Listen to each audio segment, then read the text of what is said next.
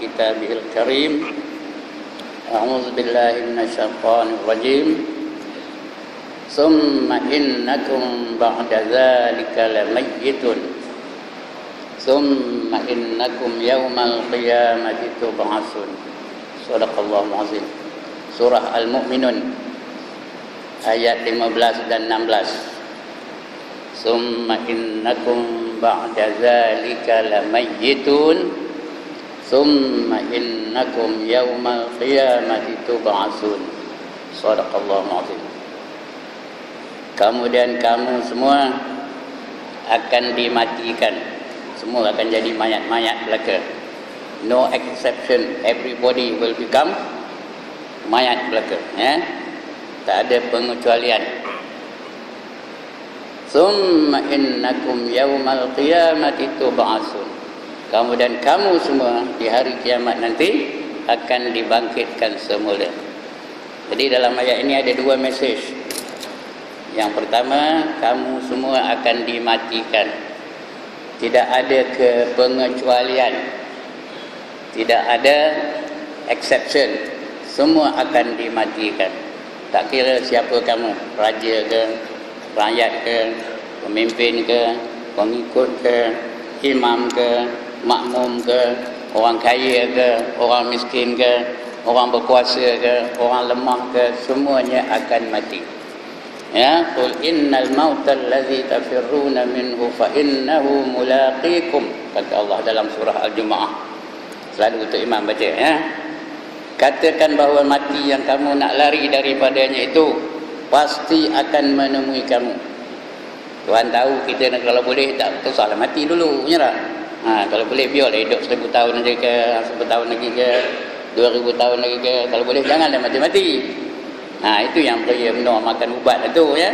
Makan majun pak tani lah, majun tupai jantan lah, majun gajah mengamuk lah. Apa tu? Jangan matilah tu, tapi mati juga, ya. Mulaqikum, dia akan berjumpa dengan kamu. Aina ma takunu yudrikumul maut walau kuntum fi burujim musyayyadah, kata Allah. Di mana saja kamu berada, maut pasti akan menemui kamu. Walaupun kamu berada di dalam mahligai yang teguh, mati pasti akan datang. Takut mati pun mati, berani mati pun mati, bersedia untuk mati pun mati. Lupakan mati, mati juga. Nak mati pun mati, tak nak mati pun mati juga. Ya, orang beriman mati, orang kafir orang mati. Orang taat mati, orang derhaka mati. When your time comes, out you go. Tak boleh nak tak boleh nak nak dipostpone, tak boleh. Fa iza jaa ajaluhum la yasta'khiruna sa'atan wa la yastaqdimun, kata Allah.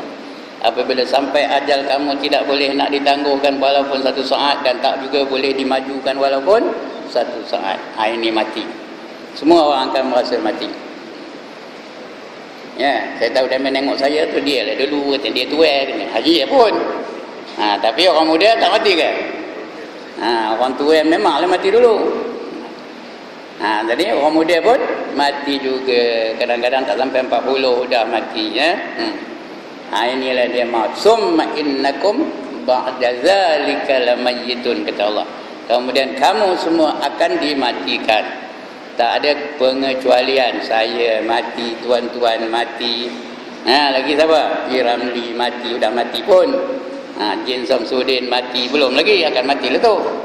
Lagi Marilyn Monroe mati, kena? Ya? Kasim Ahmad mati, akan mati belaka lah. Ya? Semuanya akan mati. Siapa yang tak mati, semua akan mati. Tuan-tuan dan saudara yang dirahmati Allah sekalian, 40 hari sebelum seseorang itu nak meninggal, 40 hari sebelum dia nak mati, namanya dah berubah. Dia tidak lagi dipanggil Ahmad, tak lagi dipanggil Ali, tak lagi dipanggil Ibrahim, tak ada lagi dipanggil Manap, tak ada lagi dipanggil Kamarudin. Namanya dah berubah. Semua akan dipanggil dengan satu nama, iaitu mayat. Malaikat menyeru dari langit, wahai mayat, Aku malaikat yang menjaga makan minum kamu, aku menjaga makanan kamu. Aku telah mencari di seluruh dunia. Kalau ada sedikit makanan yang nak kamu makan, tetapi bahagian kamu sudah habis, wahai mayat. Semua makhluk dengar. Tuan-tuan boleh rujuk kepada kitab Sirrus Salikin boleh, Durratun Nasihin boleh, ada di situ. Tanbihul Ghafilin pun ada di situ. Boleh cari. Kemudian menyeru lagi malaikat, wahai mayat. Patut namanya bukan mayat, namanya Ibrahim. Wahai Ibrahim, patutlah tak sebut Ibrahim pun. Wahai mayat, aku malaikat yang menjaga minuman kamu. Aku telah mencari di seluruh dunia kalau ada seteguk air untuk kamu meminum di atas muka bumi ini. Tapi bahagian kamu sudah habis, wahai mayat. Semua makhluk dengar, katak dengar, ular dengar, kredit dengar, lalat dengar, nyamuk dengar, ayam dengar, lembu dengar, kobra dengar. Itu yang kadang-kadang lalu orang tu, kata lembu itu 3 hari lagi lah tu, kata lembu tu. Semua dengar.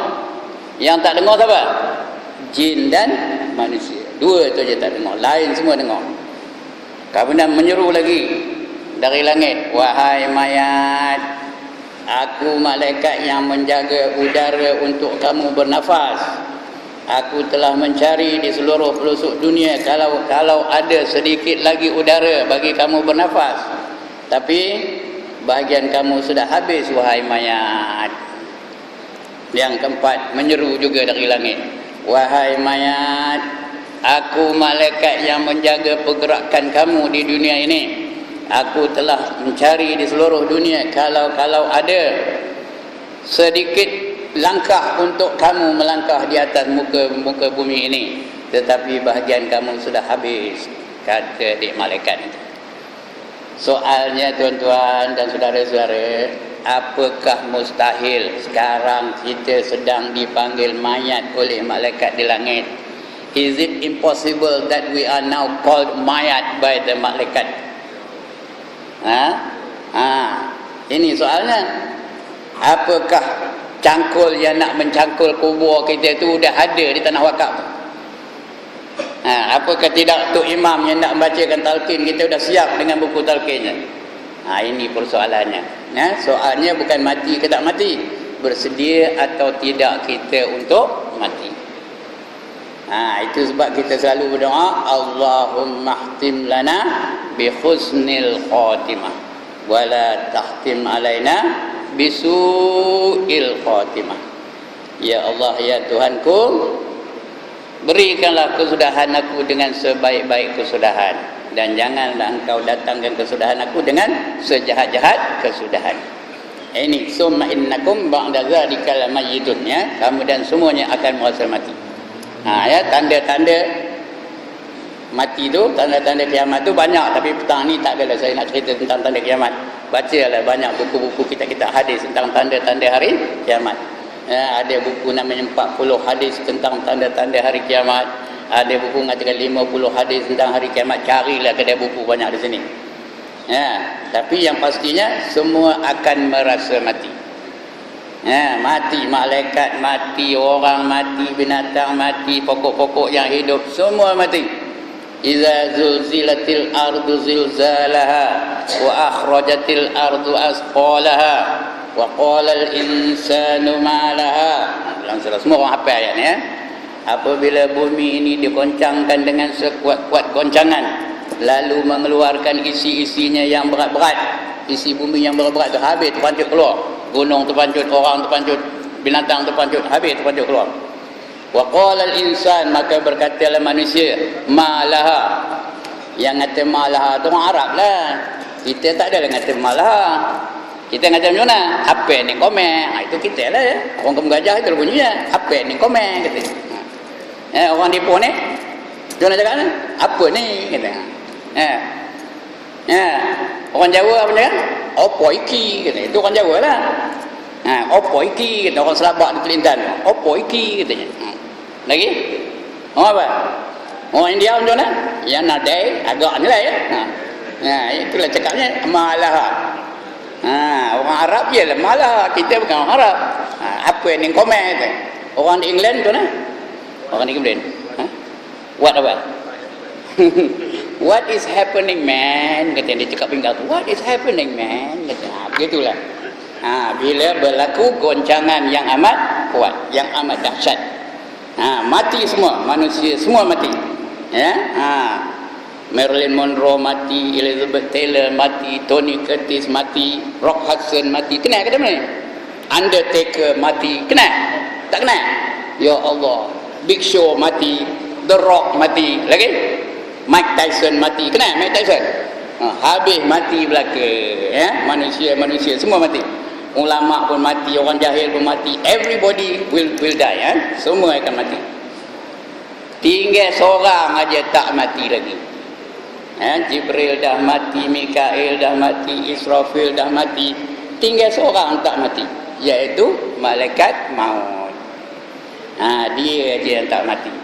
Lalu Allah tanya, wahai malaikatku, siapa lagi yang belum mati? Maka jawab malaikat maut, yang belum mati ya Allah hanyalah Allah dan saya. Itu aja yang belum mati. Maka Allah tanya lagi, kamu tak pernah dengar ke ayat aku yang berbunyi kullu nafsin za'iqatul maut? Apa katanya?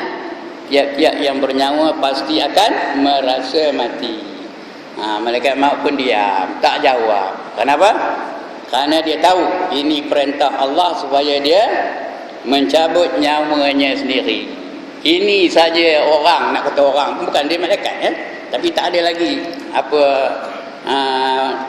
peribahasa yang nak kaburkan malaikat tu orang. Takkan ada seekor malaikat pula kan? Takkan sebiji malaikat, takkan sebuah malaikat, seorang lah. Ini aja orang yang dibenarkan membunuh dirinya sendiri. Tak boleh ya. Jangan sebab tak dapat kahwin, Ojun Lombong bingung, bin bangang betul ya. Tak dapat kahwin, cari dia yang lain. Ini tak lulus periksa, pergi ke hospital tu panggil tingkat 18, Ojun dari atas tu, itu orang bingung bin bangang namanya. Kerana dalam Islam tak boleh membunuh diri. Tapi malaikat maut je, yang lain tak boleh. Dia kena bunuh diri dia sendiri kerana dia projeknya mencabut nyawa. Dia pun cabutlah nyawanya sendiri ya. Bila cabut nyawa sendiri, jerit pekik dia, aduh ya, on deck agaknya lah ya. Ayoyo katanya. Kalau aku tahu macam ini sakitnya nyawa nak cabut, nescaya tak aku sio buat projek cabut nyawa orang. Ya, tak aku sio buat projek nyabut nyawa orang ni katanya. Kalau dia apa? Kalau dia tahu katanya dia begitu. Rupanya dia tu orang kampung gajah. Tu yang tak kusiwa tu kata dia. Baik, habislah, matilah malaikat maut. Matilah seluruh binatang-binatang, matilah manusia-manusia, matilah pemimpin-pemimpin, matilah orang-orang yang berkuasa, matilah pemerintah-pemerintah, habis semua mati. Allah saja yang memang tak mati pun ya. Allah saja yang tak mati. Lain semua dah mati. Udah jadi mayat belaka. Lalu Allah tanya, yang udah mati itu Allah tanya. Lebih-lebih lagi pemimpin-pemimpin, pemerintah-pemerintah, penguasa-penguasa, Allah tanya, limanil mulkul yaum, kata Allah. Hari ini siapa yang berkuasa? Apa yang nak jawab? Dia udah mati. Tak ada jawab, diam. Siapa tak ada jawab? Mu dah mati. Ya, tapi dia dengar. Allah yang nanya, mesti dengar, tapi dia tak boleh jawab. Allah sendiri yang jawab, lillahil wahidil qahhar. Allah lah yang wahid, yang esa, yang berkuasa pada hari ini. Itu sebab kita dalam sembahyang kita baca apa? Maliki yaumiddin. Apa katanya? Hari yang memiliki hari yang kemudian. Allah saja yang memiliki hari yang kemudian. Jadi orang yang berkuasa nanti di akhirat tak tentu dia berkuasa. Pemimpin tak tentu jadi pemimpin. Orang kaya bukan mesti dia jadi orang kaya. Orang miskin pula tak semestinya jadi orang miskin. Dia bergantung kepada kehidupan dia di dunia ni. Kalau dia bertakwa, dia akan dimuliakan oleh Allah di akhirat. Inna akramakum indallahi atqakum. Sesungguhnya orang yang mulia di sisi Allah di akhirat nanti ialah kamu yang bertakwa. Jadi itu dia tuan-tuan dan puan, tuan-tuan dan saudara sekalian. Mati belaka. Udah mati Allah tanya, satu pun tak boleh jawab. Kemudian kata Allah lagi, summa innakum yaumal qiyamati tub'atsun.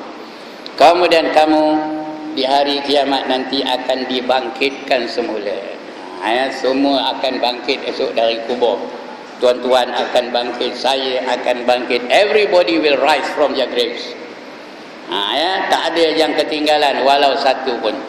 Mengapa Allah matikan dan hidupkan balik? Pasal apa ada mati? Pasal apa lepas itu hidup balik? Pasal apa? Pasal kalau mati tak hidup-hidup lepas itu, orang yang dulunya melakukan maksiat tidak ada balasan. Tidak ada reciprocation, tak ada. Reciprocation tak ada. Jadi maknanya dia kalau buat maksiat lepas gitu ajalah.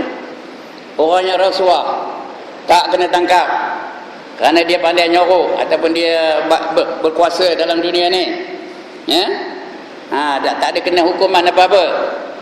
Kalaulah dia tak ada dibangkit semula, lepas begitu ajalah, he can get away scot free. Tapi ada penilaian nanti bila kita bangkit dari kubur. Itu sebab Allah matikan, allazi khalaqal mauta wal hayata liyabluwakum, lagi ayyukum ahsanu amala. Correct. Dia yang menjadikan mati dan hidup itu untuk menguji siapa di kalangan kamu yang baik amalannya. Itu sebab dimatikan. Kalau tidak dimatikan, kalau tak ada hidup semula lepas mati, maka orang yang melakukan maksiat akan lepas begitu saja. Sedangkan di akhirat nanti bila dah mati dia hidup balik. Kemudian everything that you do in this world will be accounted for. Nothing is going to be left out. Faham ke dia cakap orang putih ni? Tak faham lantak lah sampai nurut tak nak ngaji orang putih mari. Semua akan diambil kira nanti.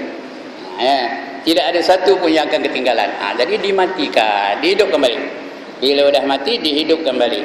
Setengah ulama mengatakan 40 tahun. 40 tahun alam ni keadaannya tenang seketika. Kemudian Allah datangkan hujan. Bila Allah datangkan hujan, maka manusia pun hidup kembali seperti cendawan yang tumbuh, bangkit semua manusia. Saya bangkit, tuan-tuan bangkit, semua sekali lah. Siapa pun tak ada kecuali, semua bangkit balik. Kemudian yang mula-mula dibangkitkan oleh Allah, makhluk yang pertama siapa? Iaitu Israfil, bukan Nabi Muhammad. Banyak orang jawab Nabi Muhammad, bukan. Yang mula-mula dibangkitkan Allah ialah malaikat Israfil. Mengapa? Kerana dia ada kerja. Apa kerjanya? Nium sangkakala. Mana rupa sangkakala tu? Rupa tanduk dalam kitab tu macam tanduk. Rupa besar mana? Semua dengar di makhluk-makhluk semua dengar. Dia pun tiup lah. Mana bunyinya entahlah ya.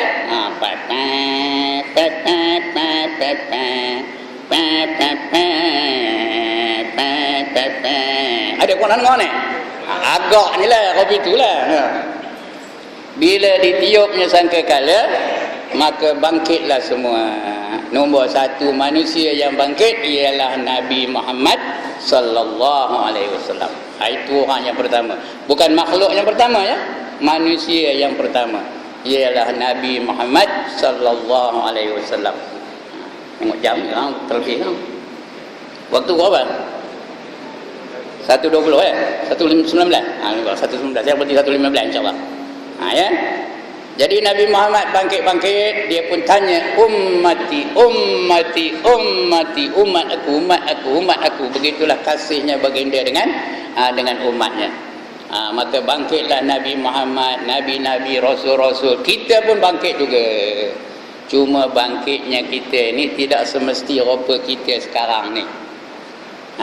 Not necessarily like yourself. Kadang-kadang dia lebih cantik daripada sekarang ni, lebih handsome daripada sekarang ni.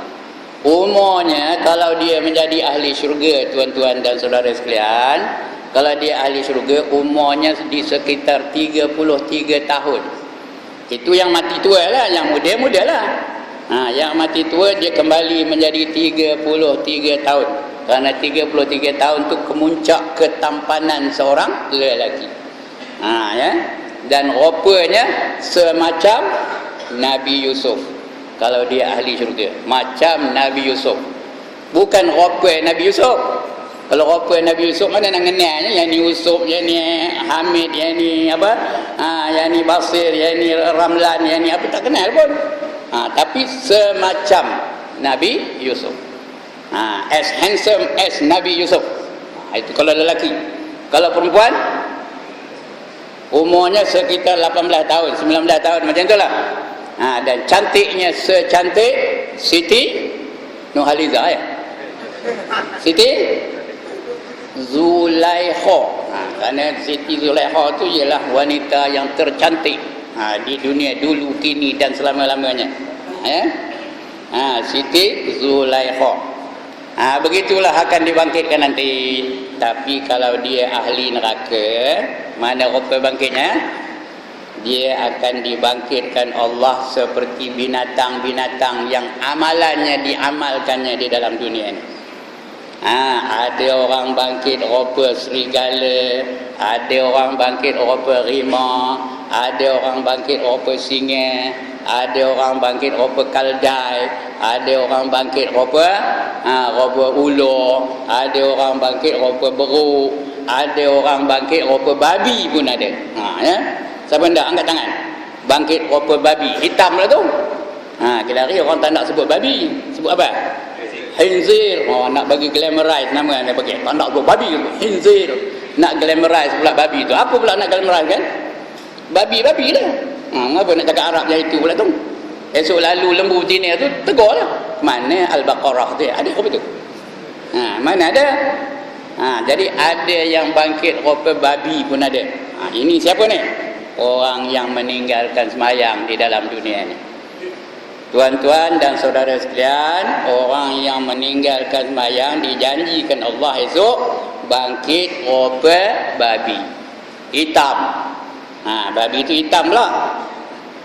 Lepas itu dia belenggu, tengkuknya, tangannya, kakinya diikat dengan rantai neraka. Tuan-tuan boleh semak kitab namanya Syairul Salikin, ada itu, detailnya ada itu dengan rantai neraka. Kemudian dimasukkan rantai itu ke dalam mulut, kemudian dikeluarkan ikut punggung. Rantai itu masuk dalam mulut, keluar ikut punggung. Ikat semula, kemudian diheret daripada kubur sampai ke padang mahsyar. Itu keadaan bangkitnya, seperti binatang yang amalannya dilakukannya di dalam dunia ini. Kalau dalam dunia ini nak nipu orang aja, 5 kupang pun jadi, RM1 pun jadi, esok apa? Apa ular bangkitnya.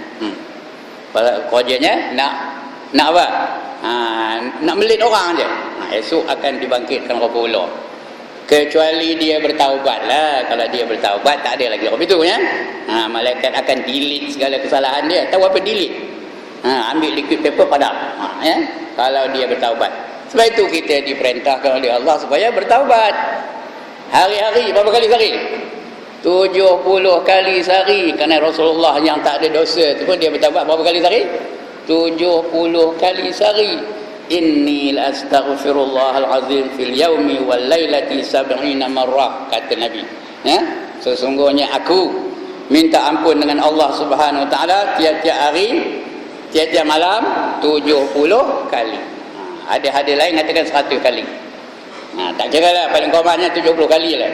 Supaya kalau ada dosa-dosa kita akan dihapuskan oleh Allah Subhanahu wa taala.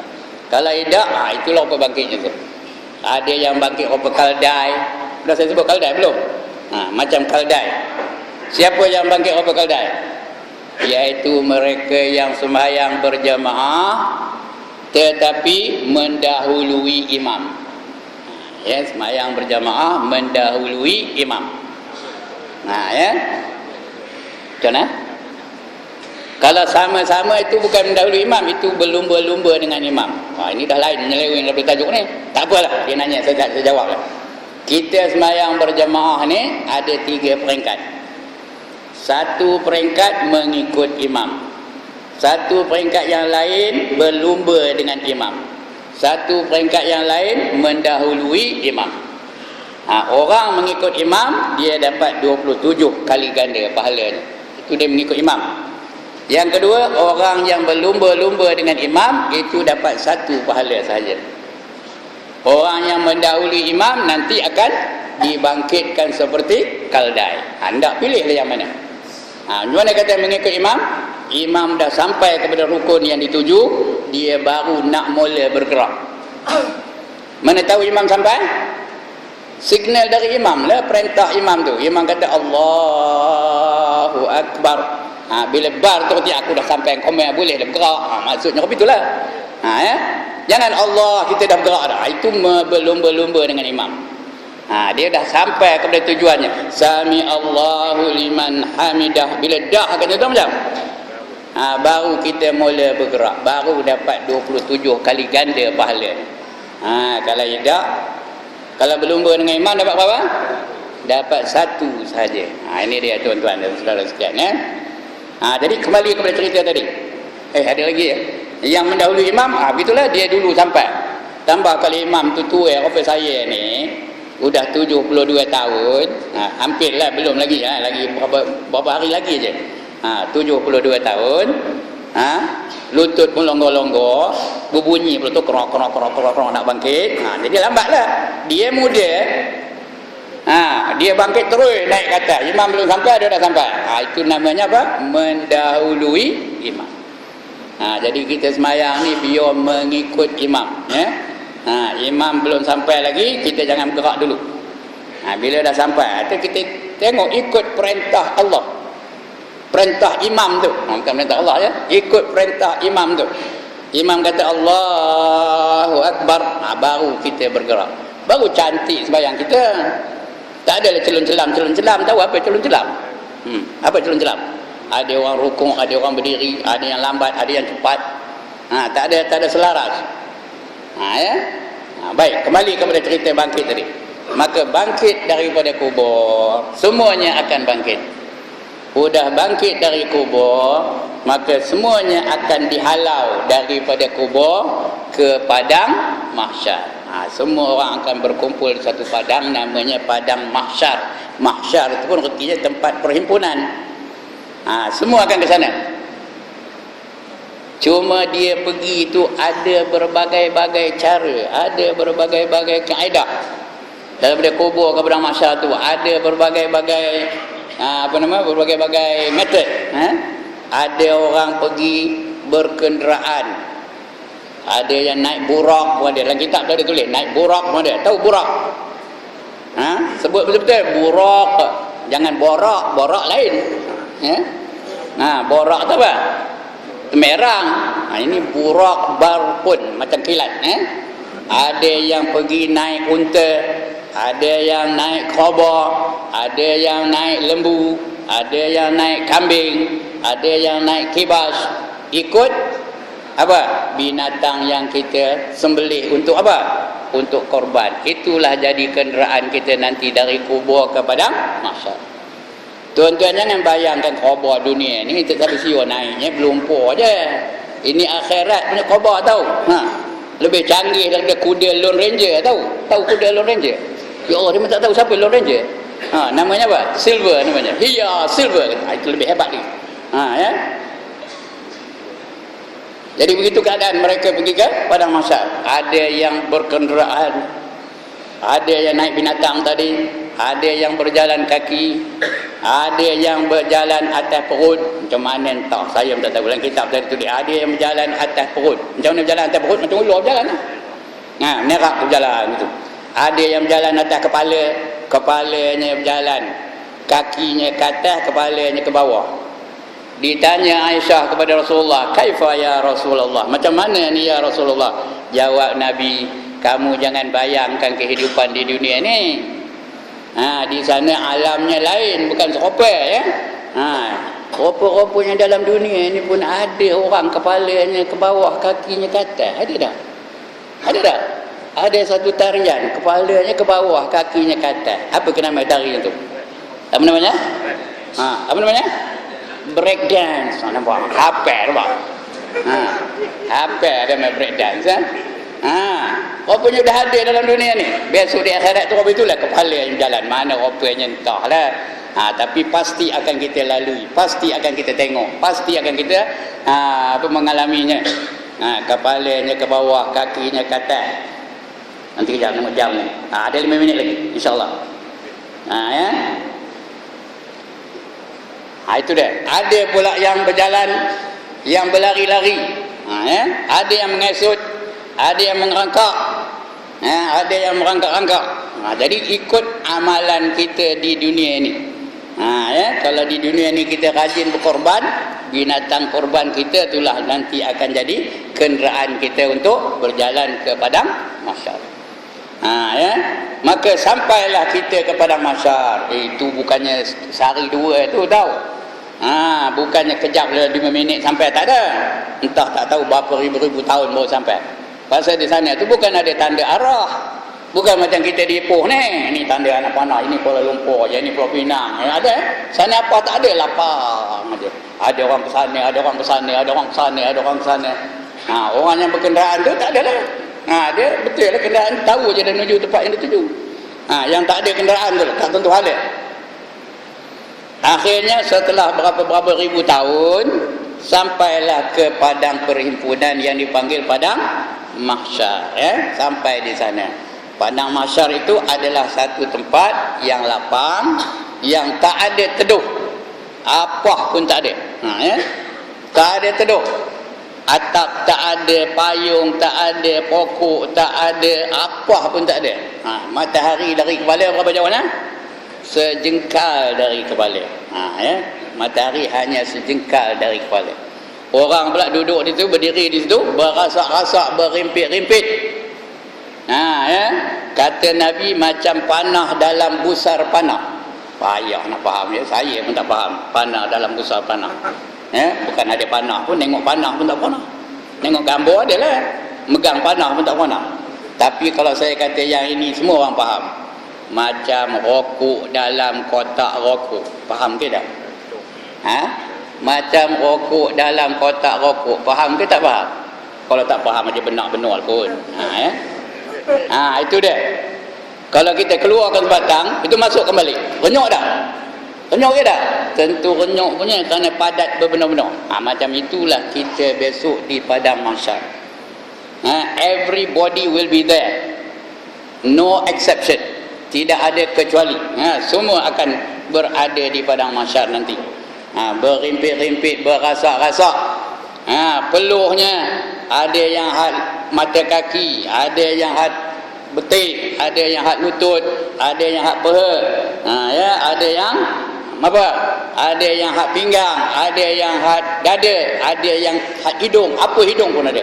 Ikut amalan masing-masing. Kalau dalam dunia ni dia banyak maksiat, itu peluhnya siaplah. Sebab itu saya tegaskan sekali lagi, kalau kita tak nak peluh yang sampai hapa kepala, mestilah kita bertaubat kepada Allah Subhanahu Wa Taala daripada dosa-dosa yang telah kita lakukan. Itu keadaan di padang mahsyar. Ada lagi, tapi bukan kejap ni, next time lah ya. Kalau ada masa. Sekian dulu untuk kali ini. Aqulu qawli hadza wa astaghfirullahal azim li wa lakum. Assalamualaikum warahmatullahi wabarakatuh. أعوذ بالله من الشيطان الرجيم بسم الله الرحمن الرحيم الحمد لله رب العالمين والصلاة والسلام على أشرف الأنبياء والمرسلين وعلى آله وصحبه أجمعين اللهم اغفر لنا ذنوبنا ولوالدينا وارحمهم كما ربونا صغارا ولجميع المؤمنين والمؤمنات والمسلمين والمسلمات الأحياء منهم والأموات برحمتك يا أرحم الراحمين اللهم افتح علينا حكمتك وانشر علينا من خزائن رحمتك يا أرحم الراحمين اللهم ربنا ظلمنا أنفسنا وإن لم تغفر لنا وترحمنا لنكونن من الخاسرين ربنا آتنا في الدنيا حسنة وفي الآخرة حسنة وقنا عذاب النار وقنا عذاب النار وقنا عذاب النار وأدخلنا الجنة مع الأبرار يا عزيز يا غفار يا رب العالمين اللهم اختم لنا بحسن الخاتمة ولا تختم علينا يا الله بسوء الخاتمة صلى الله على سيدنا محمد وعلى آله وصحبه أجمعين دعواهم فيها سبحانك اللهم وتحياتهم فيها سلام Wa akhiru da'wahum alhamdulillahil alamin. Taqabbalallahu minkum. Takbir! Allahu akbar.